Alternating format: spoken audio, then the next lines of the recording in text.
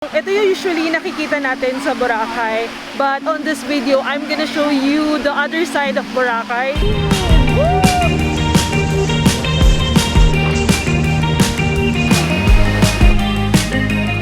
Papakita ko sa inyo yung mga lugar na hindi natin typically nakikita dito sa Boracay. Ito pala yung dating resort ni Pacman, pero ganito na yung itsura niya ngayon. Mga kwento ng mga lokal dito. Pero if you're gonna look beyond this, marami pang pwedeng puntahan dito. Kailangan nyo nga lang mag-wander. Hey guys, this is Zara, ang inyong bike wander, and I am here right now in Boracay. So tara! Let's bike and wander! Saying let's go, don't you wanna know? Let's go, don't you wanna know? Let's go, I don't mind.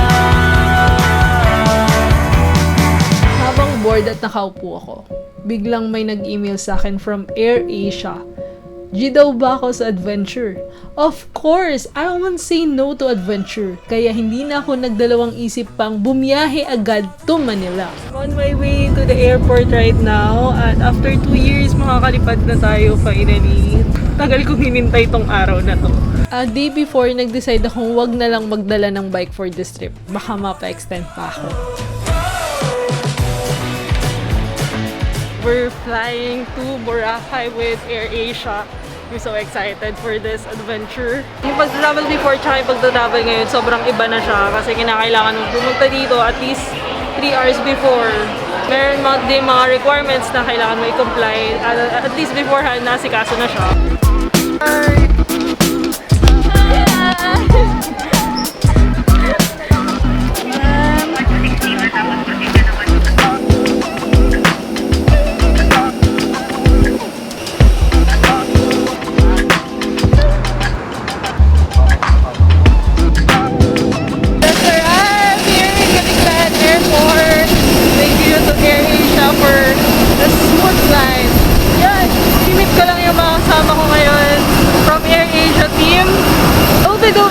Episode for them. Kaya inimit ko sila ngayon dito sa Tiklan Airport. I'm so excited about this.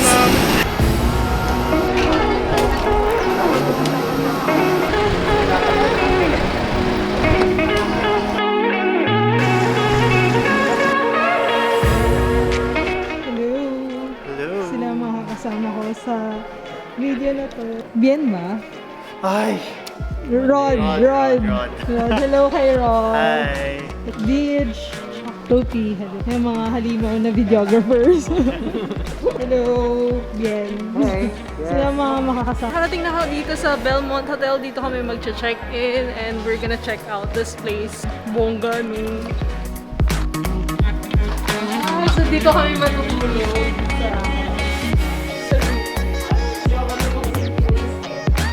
Ito yung bed. At meron dito overlooking.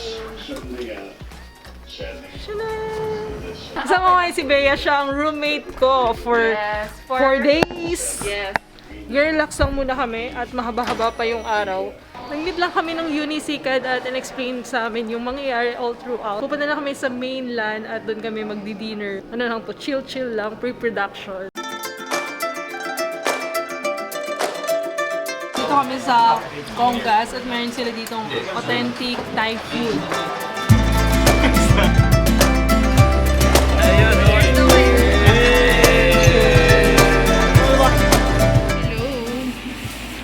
Sama ko si Mother, kinuha ko lang yung mga outfit natin.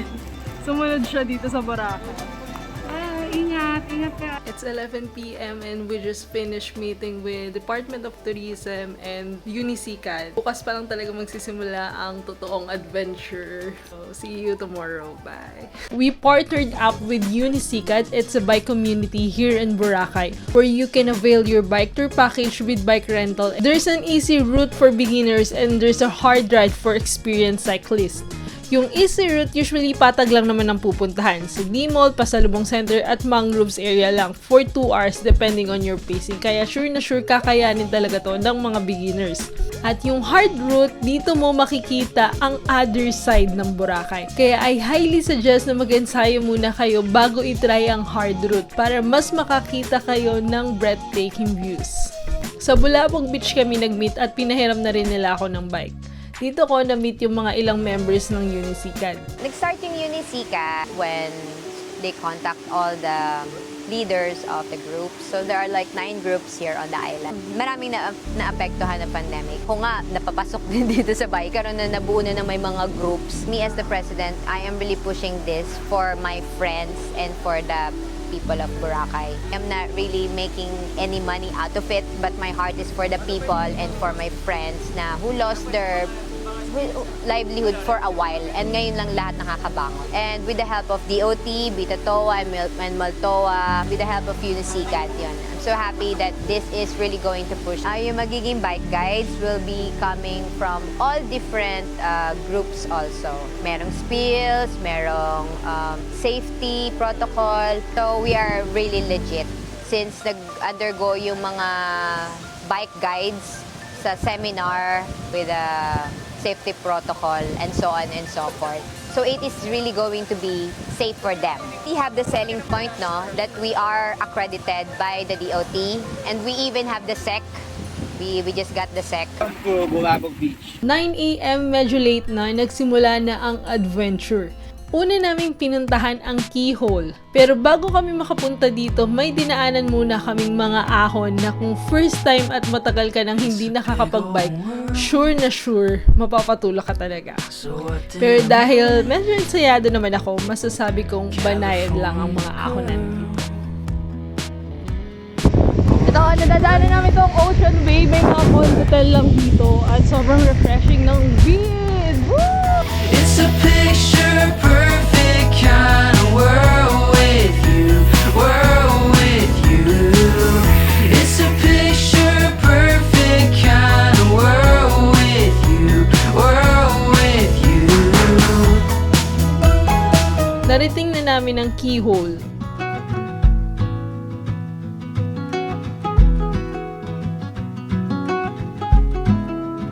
Our next stop, bike and through ng Belmont Hotel.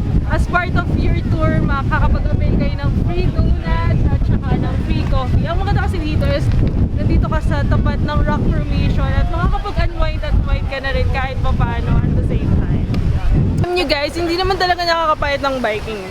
Kasi after nyong mag-bike, mag-guilty kayo na kumain ng mag-gain ng calorie. Itong Keystone, parang ito yung nasa wallpaper ko pag nag-desktop ako. Pero in reality, kaharap ko siya ngayon. Ito ako in real life. There's a place in my life where I want to be. I imagine you sitting next to me, driving into the night. After namin mapuntahan ang Keyhole, dumiretso kami sa main road to Linganay to Ilig-Iligan Beach. Syempre may mga konting ahonan pa rin dito. Oh, agad. Dito sa part na to, merong makunat na ahon. Pero kaya pa naman siya. Make sure alam niyo yung proper shifting pag pupunta kayo dito.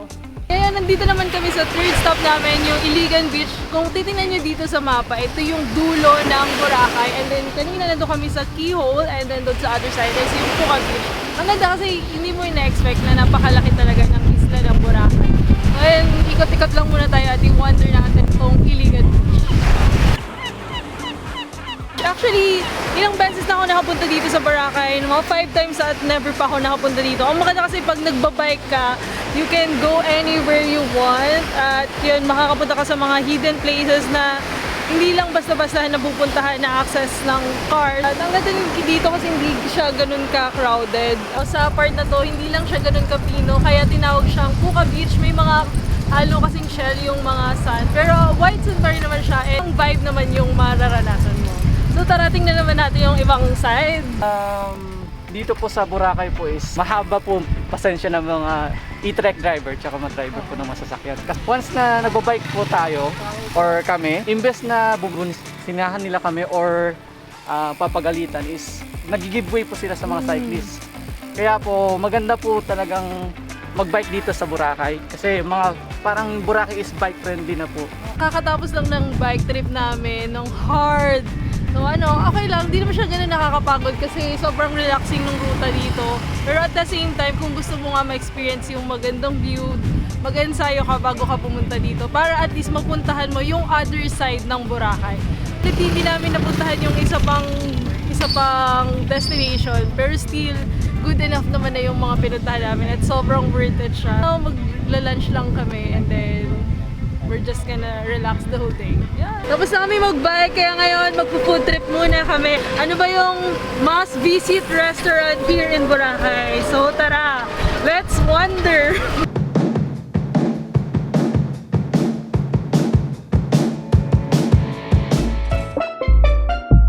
Nagme-merienda lang kami dito sa Isla Cafe. At meron sila dito steak sandwich. Parang tuwing nagbabike ako, iniisip ko, deserve ko to. Next stop, nandito kami ngayon sa Two Brown Boys. Ano lang din, merienda. Nasa Binay ko lang.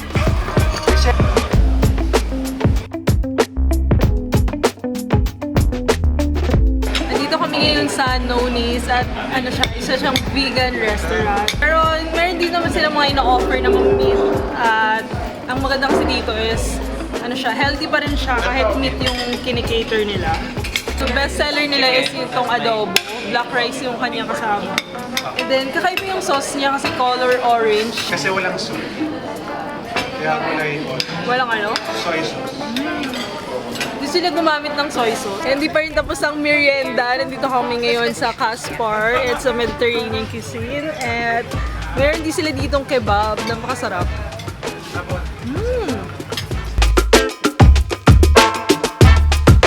What else can I say? Grabe. I am here right now sa Food Hub Festival Sea Market. Kung gusto niyo ng mga variety of food, meron ditong different options. Para siyang food hub talaga siya. So may mga different stalls dito. Meron silang Indonesian cuisine, delicious, and we're gonna check this out. Satay. Meron ditong martabak, parang siyang pancake. Trinay niya kanina na may sili. Middle Eastern Yemen.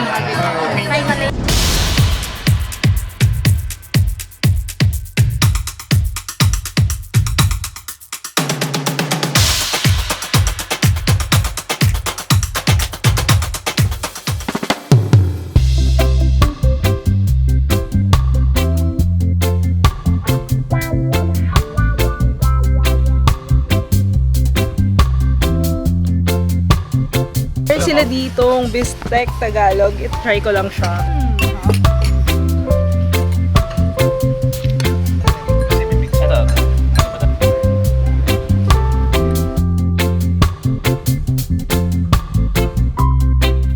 Andito ako ngayon sa Lanterna at meron sila dito affogato. And ito yung nila. Parang ice cream na may coffee. Hindi ko alam kung mainit siya. Tikman natin. Coffee na may ice cream.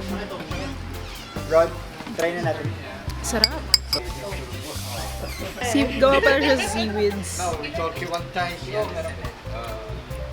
Dito sa taas ng restaurant, meron silang yoga spot. Ayan o. Sobrang relaxing.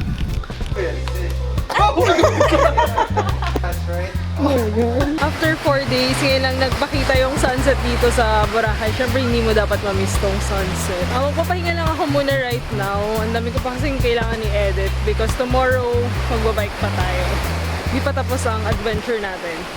Usually, natatapos kami, nakakauwi kami dito sa hotel ng 9 p.m. And then afternoon, nag-edit ako ng mga videos. And then kinabukasan, mga around 5 a.m. gumigising na ako para mag-prepare sa kasunod nating adventure. Medyo nakakapagod lang siya. Pero yun nga, lagi ko sinasabi na ang pinakamahalaga sa lahat ay masaya ka sa ginagawa. Gusto ko yung ganun, yung busy ako, yung preoccupied yung mind ko, kaysa dun sa wala akong ginagawa. Ayoko talaga ng walang ginagawa. Sobrang naboboard ako. Yun, as much as possible, naghahanap ako lagi ng pagkakabalahan. Gusto ko yung ganito. Hindi ako nagre-reklamo. Masaya ako sa ganito. Good morning! So, ayan. It's another day of adventure. Grabe, sobrang sakit ng katawan ko. Nakakapagod.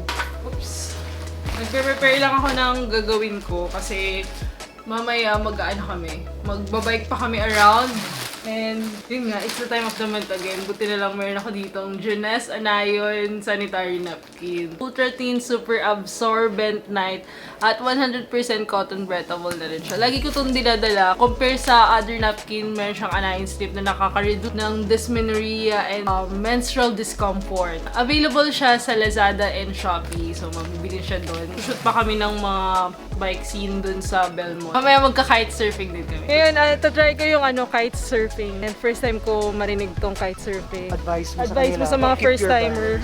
Siyempre, dapat relax.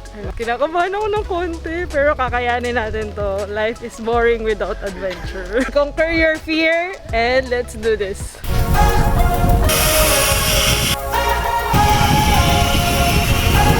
Sa kite surfing, there is a lesson. There you can learn it from the school. And it will take 3 days, 9-hour session. Tapos, meron kami ino-offer na kite tandem or discover kiteboarding. Within 15 minutes, you can ride already with the instructor. So, try ko na tong surf tandem ko ni surf. Matapang ako sa simula, pero pag nandun na, tsaka pala ako nagpapanik.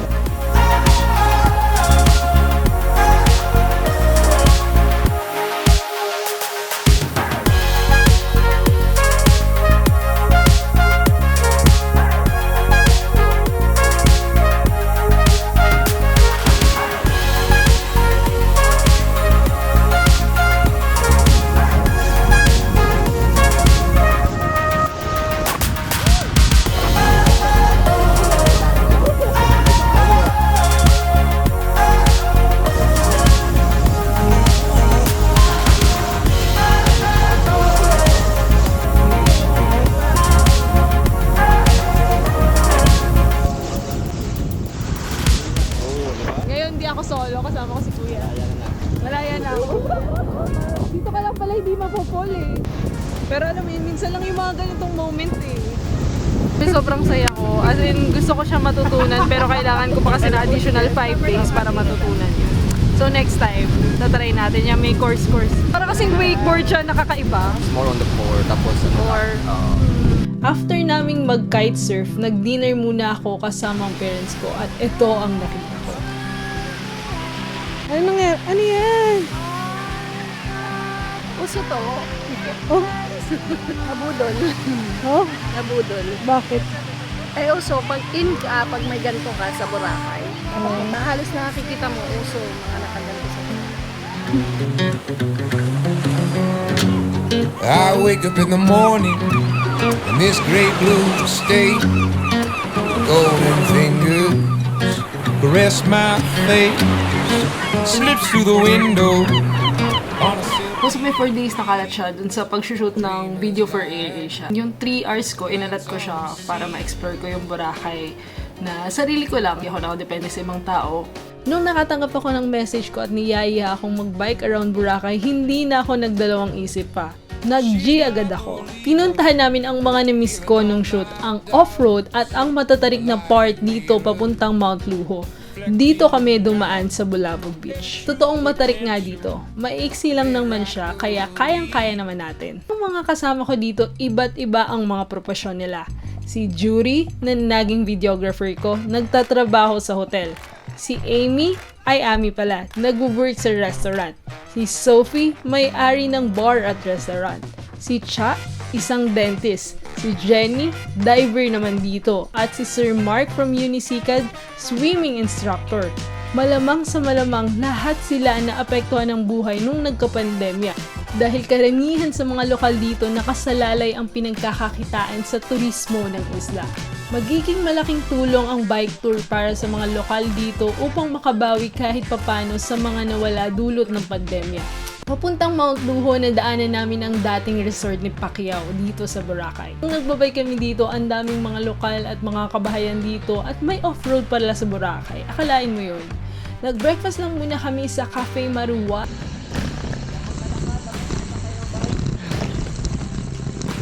Parang mahabang ahon yung pabalik ah.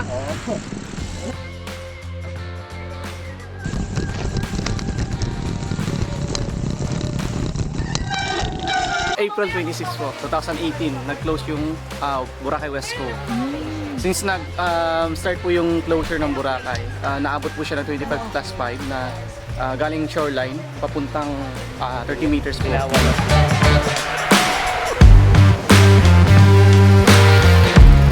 pala yung dating resort ni Pacman, pero ganito na yung itsura niya ngayon. So kami ngayon sa VTR, I don't know kung ano meron dito. Pinundo lang nila ako.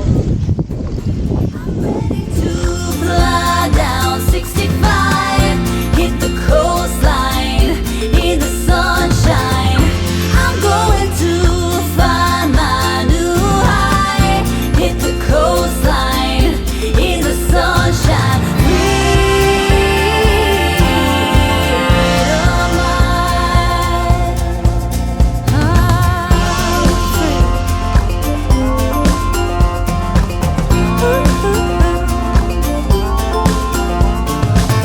It's only blue skies on my horizon line, so far from the Dito ako ngayon sa Station 1. Dito ang part na pathway at sobrang bikeable naman siya. Ang ganda kasi dito.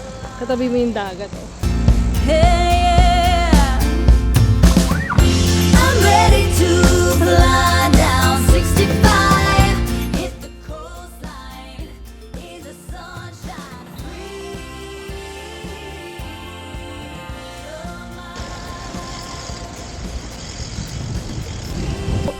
Nag-breakfast lang muna kami sa Cafe Marua. Dito pala nag-work si Amy at napakasarap ng pagkain dito. Tanaw po pa yung dagat sa kalapit mo.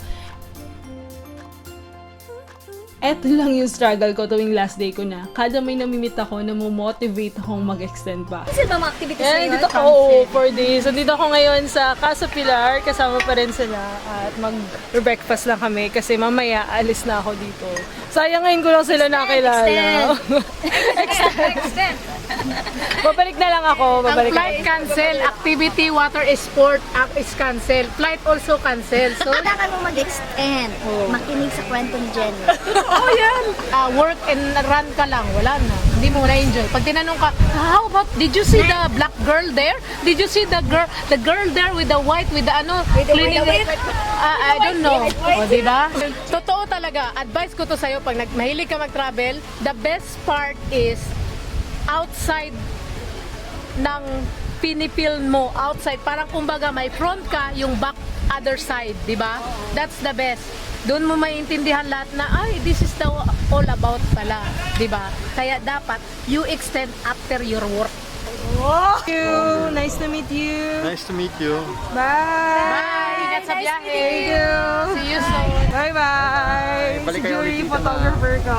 Thank you. Bye-bye. Sobrang saya ko kahit in a span of 3 hours na nag-enjoy ako. Parang, ito na yung naging highlight nung 5 days ko dito sa Boracay. Actually, sobrang saya ko talaga.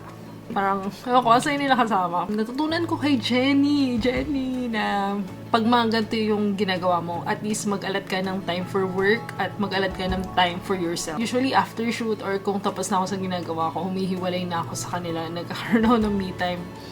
And yun, you just have to balance it, yung work and leisure. You just have to balance it. Yun lang din yung natutunan ko. Thank you so much to AirAsia for sponsoring this. Kung hindi tayo sa kanya, hindi mangyayari ang lahat ng to. Sobrang biglaan lang to. Lahat ng plans ko, kinancel ko. Hindi na rin ako nagdala ng bike kasi baka mapa-extend pa ako, mapatawid pa akong palibo at mapapanailop na pa ako. Plan ko naman siyang gawin for the next few months. Yun nga, I've been to Boracay for 5 times already at ngayon ko lang nakita yung other side ng Boracay. Napakalaki pa rin talaga ng isla ng Boracay kahit na akala mo ganito lang siya. Hindi, napakalaki ng isla ng Boracay at the best way to explore is through bike. Once again, this is Zar, ang inyong bike wonder, and this is my Boracay story. I hope you learned something from me and see you on my next video. Bye! 2022 and Happy New Year everyone! Another year of adventure. Today, i-announce ko lang yung nanalo sa bike giveaway. Nag-check ako ng mga nag-share, sa mga nag-comment at ang daming deserving na manalo ng bike giveaway ko. Pero sa mga susunod pa naman, pag may mga sponsors pa tayo, bibigay ko na lang sa inyo yung bike. But right now, I wanna give this bike sa isang tao. Nakasama ko siya actually. Niyaya ko siya, tapos pagkakita ko ng bike ko, oh my, parang di ko alam kung kakayanin niya kasi nga nakaano lang siya. Parang pamalengke na bike, pero it turns out, kinaya naman niya yung nakasama ko siya sa Luzon Datum. Isa siyang subscriber ko, si Lone Wonder. Congratulations! Nakasama ko siya sa Marinduque. Randomly, niyaya ko siya. Yan, ibibigay ko sa iyo itong bike na to, itong GT Aggressor from MD Cyclery. Thank you so much. I think deserve mo tong bike. Sobrang adventurous mong tao. Narinig ko mismo yung story mo nung nagbabike tayo. Sobrang passionate mong tao. Deserve mo tong bike. Alam kong gusto mo mag-wonder pero nahihindrance ka din. Lagi ka nasisiraan dahil sa bike mo. Merry Christmas and congratulations for winning this bike.